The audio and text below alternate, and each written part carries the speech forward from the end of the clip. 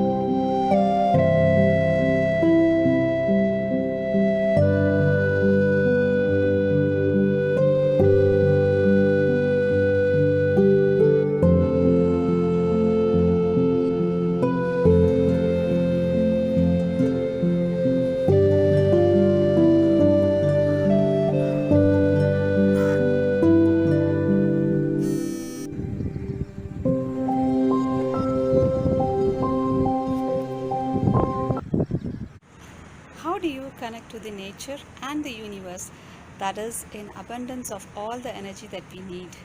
If you have not thought about it, it's time to look into it.